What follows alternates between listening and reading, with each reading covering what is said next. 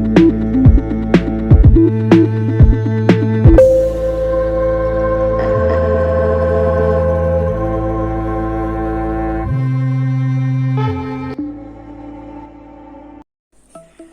ဲအားလုံးပဲမင်္ဂလာပါကျွန်တော်ဒီကနေ့မှာတော့ကျွန်တော်ဒီမှာ Canon IR 3035 3045ပေါ့နော်ပြီးရင်3235 3245 3570 4570အဲ့ဒီ series တွေမှာကျွန်တော်တို့ဒီမှာမှတ်ပုံနေနေ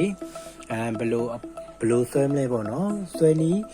ကျွန်တော်ဒီနေ့မှာ3မျိုးကိုပြပေးမှာဖြစ်ပါတယ်ကျွန်တော်အများဆုံးသုံးတဲ့ဆွဲနည်းတွေကိုပြပေးမှာဖြစ်ပါတယ်ဒါတော့ကျွန်တော်ဒီမှာမှတ်ပုံနေပေါ့နော်ဒီကောင်ကကျွန်တော် information လေးတွေတော့တခြားပိတ်ထားတယ်ကျွန်တော်ပထမဆုံးအနေနဲ့ဒီမှာဒါတော့ပေါ့နော်ကျွန်တော်ကြောကဆွဲခိုင်းရင်ဆွဲတဲ့နည်းပါဒါကတော့ကြောကဆွဲခိုင်းရင်ဒီရက်ထဲမှာကြောကဆွဲရနည်းပါ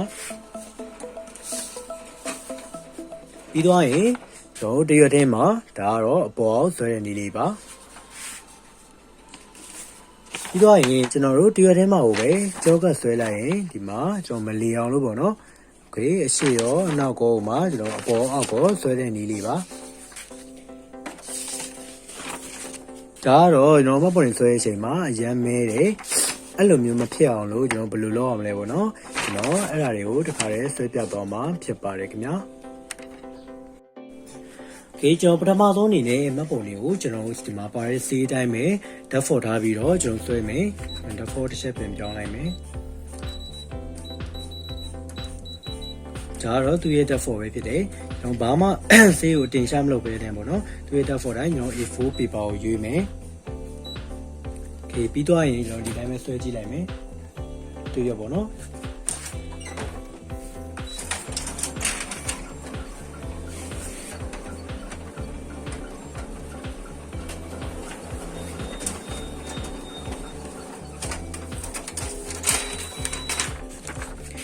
ဒီမှာဆိုရင်မြင်တဲ့အတိုင်းပဲ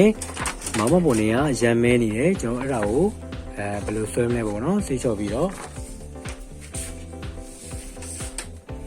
ပထမဆုံးအနေနဲ့ကျွန်တော်ဒီမှာကြောကတ်ဒီပုံစံလေးဆွဲပြမှာဖြစ်ပါတယ်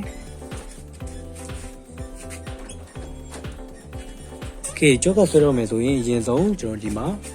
ဒါ A4 size ပေါ့နော်ဒီမှာ A4 size ရှိတယ်ဒီမှာ A4 size ရှိတယ်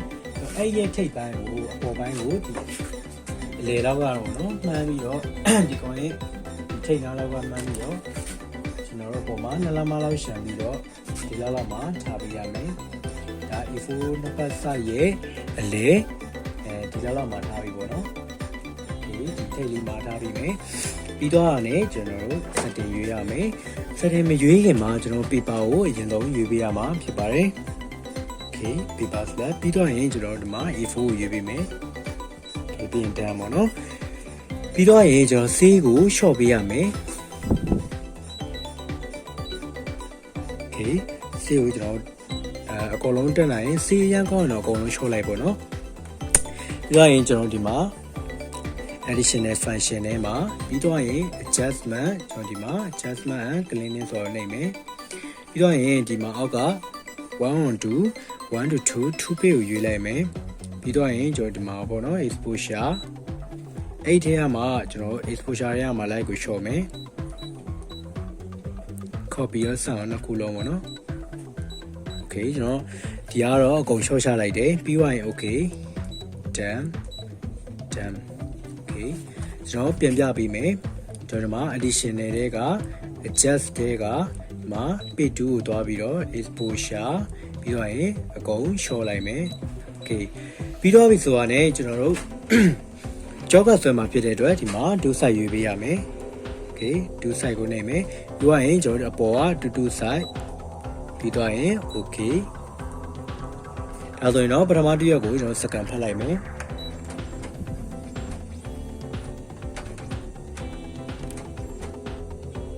ဒါဆိုရင်တော့ပထမတစ်ရက်ကိုစကန်ဖတ်သွားပြီပြီးတော့ရင်ကျွန်တော်နောက်တစ်သတိထားမှာကျွန်တော်မှတ်ပုံတွေကိုပြန်လိုက်ရင်ကျွန်တော်ဒီကကြောကတ်ပုံစံလိုက်ရမှာเนาะဒီလို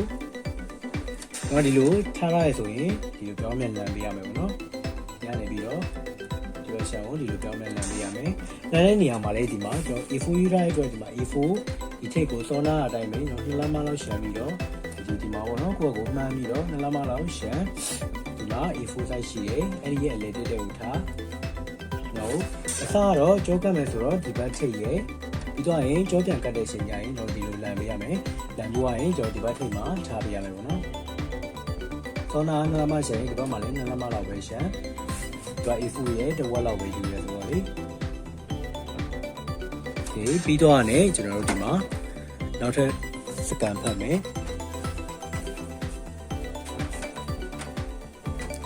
နေရာလုံးပြီးတော့ပြီဆိုရင်တော့ကျွန်တော်ဒန်ပေးလို့ရပါပြီ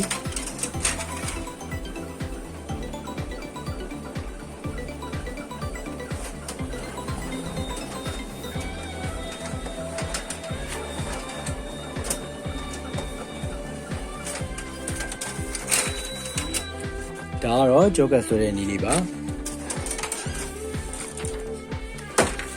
ဒါကြောကတ်ဒါကြောင့် information လေးပေးထားလို့ပေါ့နော်ဒီကကြောကတ်ဆိုတဲ့နည်းပါအဲ့ကြောကတ်ကိုကျွန်တော်အောက်မှာမလေအောင်တော့ပေါ့နော်ဒီထဲမှာအပေါ်အောက်2 ခုလုံးပါအောင်ဆိုတဲ့နည်းကိုကျွန်တော်ထပ်ပြပေးမယ်ဒါကတော့ထားတဲ့ပုံစံလေးနည်းနည်းပြောင်းသွားမယ်ဟိုပထမစကန်ဖတ်တဲ့ပုံစံကတော့အတူတူပဲကျွန်တော်ဒီနေရာစပြီးတော့ဖတ်ပြရအောင်ပေါ့နော်ဒီမှာကျွန်တော် A4 size ရှိရဆိုရင်ဒီမှာဒီထိပ်လေးမှာထားပြရမယ်ဒီ A4 နှစ်ခုရဲ့အလဲကြာရမယ်ပြီးတော့ရင်ဒီဘက်ဟိုအရန်မကပေါ့2 လမလောက်ပဲရှမ်းโอเคထားပြီးဆိုတော့ကျွန်တော်တို့ setting ရွေးရမှာဖြစ်ပါတယ်setting ရွေးရင်ကျွန်တော်စောနာတိုင်းပဲပြန်ရွေးလိုက်မယ်ကျွန်တော်ဒီမှာအရင်ဆုံး save ကိုအကုန်ရှာပြီးတော့ရင် A4 ရွေးစာရွက်ကို A4 ရွေးပြီးတော့ရင် additional က adjustment ပြီးတော့ရင် P2 သွား exposure တော့ save အကုန်ချောလိုက် okay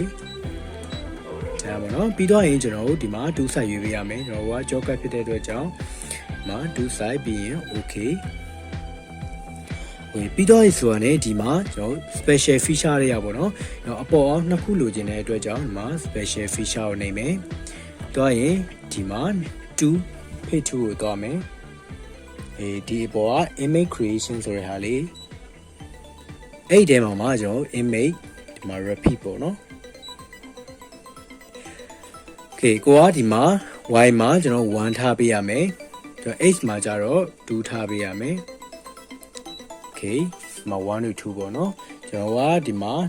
2 ခုလိုချင်တဲ့အတွက်ကြောင့်ဒီမှာ x မှာ2ထားပေးရမှာဖြစ်ပါတယ်ပြီးရင်တော့ okay done okay ပထမတစ်ယောက်ကိုစကန်ပတ်လိုက်တဲ့အချိန်မှာသူကစာရွက်တောင်းတယ်ကျွန်တော်ဒီမှာ A4 ကိုရွေးပေးလိုက်မယ် okay ပြီးတော့ရင်ကျွန်တော် step ပြန်နှိပ်ပေးမယ်ဒီမှာစကန်ပတ်ပြီးလို့ပြရင်နောက်တစ်ရက်ကိုဖတ်တဲ့အချိန်မှာကျွန်တော်စောနာလိုမျိုးဒီဘက်တောင်းဒီကတ်ဆရာမလို့တော့ပဲနဲ့ကျွန်တော်ဒီမှာတင်ဒီနေရာမှာတင်ပေါ့နော်စောနာလိုမျိုးပဲကျွန်တော်ဒီလိုကြောပြန်ကတ်ပေးရမှာဖြစ်ပါတယ်ကျွန်တော်ဒီဘက်တောင်းထိသွားကြမလို့တော့ပဲနဲ့ဒီနားလေးမှာတင်ကြောပြန်လမ်းပေးရမယ်ကြောကတ်ကဒီပုံစံပဲလမ်းမှာဖြစ်ပါတယ်ပြီးရင်စကန်ဖတ်မယ်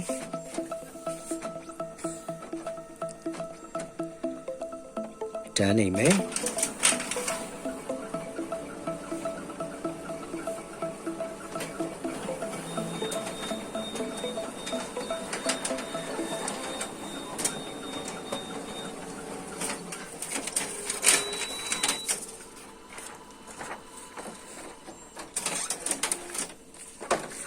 ဆိုရင်တော့ရပြီကျွန်တော်ဒီမှာပေါ့နော်ရှေ့နောက်ကြောကတ်ကိုမှအပေါ်အောင်ဆွဲနည်းလေးဖြစ်ပါတယ်ကဲနောက်တစ်နည်းအားကြတော့ကျွန်တော်တို့ဒီမှာမှတ်ပုံတွေကိုအပေါ်ဆွဲနည်းလေးဖြစ်ပါတယ်ကျွန်တော်ဒီရွက်ထဲမှာဒီလိုပေါ်ဆွဲနည်းလေးဖြစ်ပါတယ်ကျွန်တော်အဲ့ပြီးသွားရင်အကုန်လုံးပြီးသွားရင် reset ပြန်ရှာမယ်ကျွန်တော် setting တွေကုန်ပြအောင်လို့သူကကြတော့ဆွမ်းနာလိုမျိုးကြောကတ်တဲ့ပုံစံလိုမျိုးဒီလိုထားလို့မရဘူးကျွန်တော် A4 ကိုဒီဘက်ကိုပြန်ထားပေးရမယ်ပုံတွေကိုဒီလိုအပေါ်ဘက်ကိုထားပေးရမယ်ဒါကတော့ကိုထားတဲ့ A4 size နဲ့မူတည်ပြီးတော့ထားပေးအောင်ဖြစ်ပါတယ်ကျွန်တော်ကကြောက်ဒီလိုကန့်လန့်ပန်းဆိုတော့လေဒီမှာကျွန်တော် A4 ကို ပေါ်မှာဒီပေါ်မှာနလမရှန်ကျွန်တော်ဒီမှာ E4 နဲ့တိုင်းပြီးတော့တစ်ဝက်လောက်ထားပေးရမယ်ဒီမှာ E4 ဆိုတော့ဒီရဲ့အလဲကြမယ်ပြီးတော့အပေါ်မှာနလမလောက်ရှန်ပေးရမှာဖြစ်ပါတယ်ထားပြီးဆိုတော့ねကျွန်တော်စောနာတိုင်းပဲစာရွက်ရွေးမယ်ဆေးကိုရှာမယ် addition နဲ့က adjust p2 exposure တွေကဆေးကုန်ရှာမယ်ပြီးတော့ရင် special feature တွေမှာပဲဆိုတော့ဒီမှာ image combination ပေါ့နော် image combination ဆိုတာလေးကိုတစ်ချက်နှိပ်ပေးမယ်ပြီးတော့ရင်သူကစာရွက်ရွေးခိုင်းတယ်ကျွန်တော် A4 ကိုရွေးပေးလိုက်မယ်ပြီးတော့ရင် next ကိုနှိပ်မယ် okay သူကတရွတ်မှာနှစ်ခုစမှဖြစ်တဲ့အတွက်ကြောင့်ဒီမှာ2 on 1ဆိုတာလေးကိုရွေးပေးရမယ် next ပြီးတော့ရင်သူက band down နဲ့ A4 ကိုပဲရွေးထားလိုက် okay tap for ပဲပြီးတော့ရင် done okay ဒီမှာဒီညရောက်ပြီဆိုတာနဲ့ကျွန်တော်တို့ဒီမှာ copy ratio ပေါ့နော် copy ratio ဆိုတာလေးကိုဒီမှာ auto ဖြစ်နေတယ် copy ratio ဆိုတာလေးကိုနှိပ်မယ်ပြီးတော့ကနေဒီကနေပြီးတော့ကျွန်တော်တို့ရာခိုင်နှုန်းပြောင်းလို့လည်းရတယ်ကျွန်တော်ဒီမှာ C ဆိုရဲ clear ဆိုတာလေးကိုနှိပ်လဲလို့ရတယ်အကြရင်100ရာခိုင်နှုန်းဖြစ်ဆိုရင်100ရာခိုင်နှုန်းဒီမှာထားပေးရမှာဖြစ်တယ်ပေါ့နော် done ကိုနှိပ်ပေးရမှာဖြစ်ပါတယ်okay ဒါဆိုရင်တော့ကျွန်တော်တို့setting ကို default ထားပေါ်ပြီပေါ့နော် setting ကိုပြောင်းပြီးသွားပြီပြောင်းပြီးဆိုတာနဲ့စကန်ကိုပထမဟာကိုစကန်ဖတ်လိုက်မယ်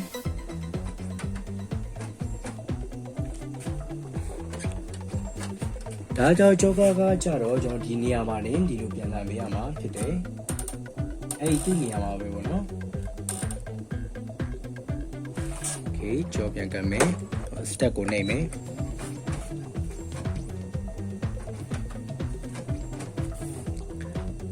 down နေမယ်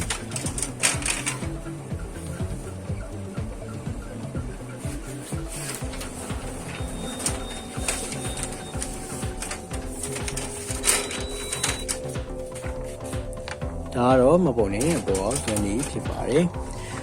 Okay ကျွန်တော်ရဲ့ channel လေးကို like subscribe လေးနဲ့အားပေးခဲ့ကြပါဗီဒီယိုတစ်တင်တိုင်းတွေ့ရအောင်လို့ကျွန်တော်အောက်ကဘဲလေးကိုလည်းနှိပ်ပေးခဲ့ပါခင်ဗျာ။ Okay အားလုံးပဲကျေးဇူးတင်ပါတယ်ခင်ဗျာ။